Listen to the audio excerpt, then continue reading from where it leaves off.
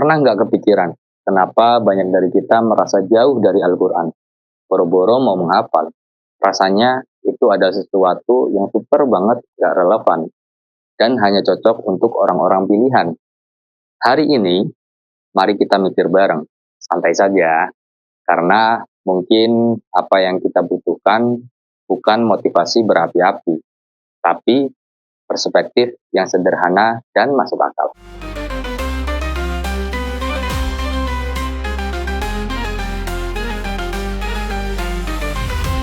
Mimbar Ikhbar.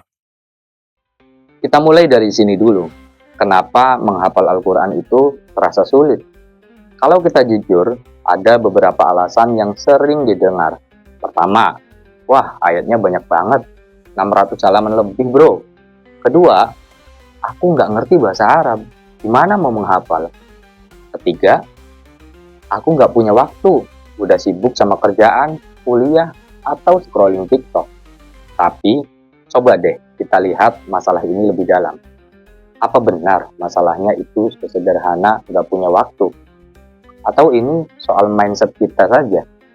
Sebab, data dari Global Web Index justru mengungkapkan bahwa rata-rata orang Indonesia menghabiskan 3,5 jam sehari di media sosial. 3,5 jam Iqbarian. Bayangin, kalau setengah jam dari itu kita pakai buat menghafal satu ayat saja, cuma satu ayat per hari. Setahun kita udah punya 365 ayat. Itu lebih dari setengah juz amma. Kalau kita teruskan dalam 3 tahun, kita bisa hafal 1 juz penuh tanpa merasa terlalu berat. Jadi, masalahnya mungkin bukan waktu yang nggak ada, tapi cara kita memprioritaskannya. Sekarang, tentang aku nggak ngerti bahasa Arab. Wajar banget kalau ini jadi alasan. Karena memahami apa yang kita hafal itu penting. Tapi tahu nggak, otak kita sebenarnya punya kemampuan luar biasa untuk menghafal pola. Bahkan, kalau kita nggak paham maknanya sekalipun. Pernah nggak kalian dengar lirik lagu Korea atau Jepang yang catchy banget? Terus tiba-tiba hafal walau nggak ngerti artinya. Nah, Al-Quran itu punya keindahan ritme dan pola yang serupa, bahkan lebih luar biasa. Penelitian menunjukkan bahwa ritme dan repetisi dapat meningkatkan daya ingat hingga 70%. Jadi, mungkin ini bukan soal nggak bisa, tapi lebih ke soal kebiasaan dan membangun pola baru. Dan yang menarik, ada fenomena yang disebut earworm effect, atau efek cacing telinga. Ini menjelaskan kenapa lagu-lagu tertentu bisa nempel di kepala kita tanpa sadar. Al-Quran dengan struktur ayat dan ritmenya yang khas bisa bekerja dengan cara yang sama di memori kita. Jadi, kalau lagu-lagu bisa kita hafal tanpa sadar, kenapa ayat-ayat Al-Quran tidak? Selain itu, teknologi zaman sekarang memudahkan kita memahami makna ayat. Ada banyak aplikasi tafsir, video kajian, sampai podcast yang membahas makna ayat secara mendalam dan praktis. Jadi, kalau dulu alasan nggak paham jadi penghalang, sekarang kita tinggal pilih, mau mulai dari mana. Lalu, ada satu alasan lagi yang sering kita dengar. Aku takut nggak bisa istiqomah. Nah, ini berat. Banyak dari kita merasa takut karena menjaga hafalan itu tanggung jawab yang sangat besar. Tapi teman-teman, coba kita lihat ini dari sisi yang berbeda. Menghafal Al-Quran bukan soal sempurna, tapi soal proses. Bayangin ini, seorang atlet nggak langsung bisa lari maraton. Mereka mulai dari lari pendek, lalu bertahap meningkatkan stamina. Begitu juga dengan menghafal Al-Quran. Gak apa-apa kalau hafalan kita naik turun.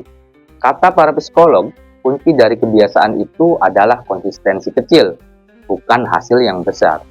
Bahkan Nabi Muhammad SAW pernah bersabda bahwa amalan kecil tapi rutin itu lebih dicintai Allah daripada fokus pada gimana kalau aku lupa. Kenapa kita nggak fokus pada bagian gimana caranya aku mulai? Dan ingat, konsistensi kecil itu lebih kuat daripada usaha besar yang terputus-putus. Kalau kita mulai dari 1 ayat per hari, itu seperti menabung, sedikit demi sedikit, lama-lama menjadi bukit.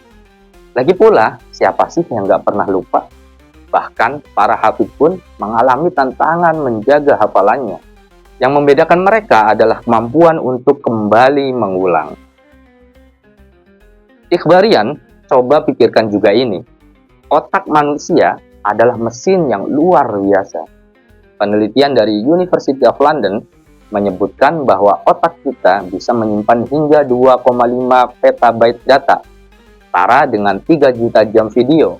Jadi, kalau kita merasa hafalan Al-Quran terlalu banyak, sebenarnya itu lebih karena kita belum melatih kapasitas otak kita untuk fokus pada sesuatu yang bermakna.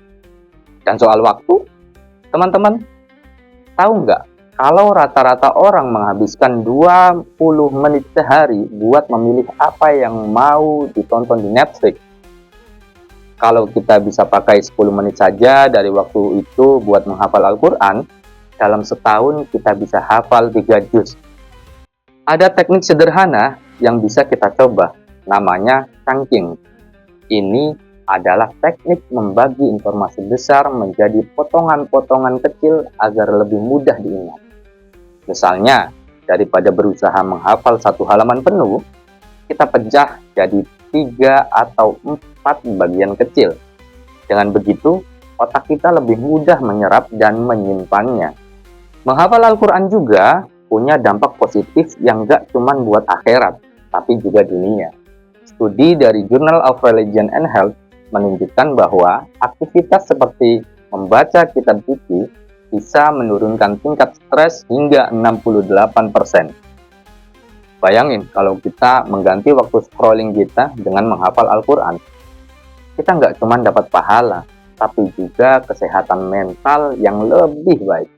Dan bukan cuma itu, penelitian lain dari University of California membuktikan bahwa aktivitas menghafal dapat meningkatkan kemampuan kognitif dan mencegah penuaan otak. Jadi, menghafal Al-Quran itu ibarat latihan gym buat otak kita.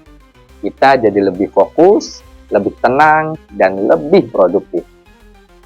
Ikhbarian, kita semua bisa hafal Al-Quran. Mulai dari 1 ayat, luangkan 5 menit sehari. Gak perlu buru-buru, gak perlu muluk-muluk. Karena yang penting itu bukan seberapa banyak yang kita hafal, tapi seberapa besar usaha kita untuk terus mencoba. Seperti kata pepatah, langkah kecil yang konsisten akan membawa kita ke tujuan besar. Jadi, kenapa nggak mulai hari ini? Ambil mushaf dan buka aplikasi Al-Quran di ponselmu. Pilih 1 ayat, hafalkan.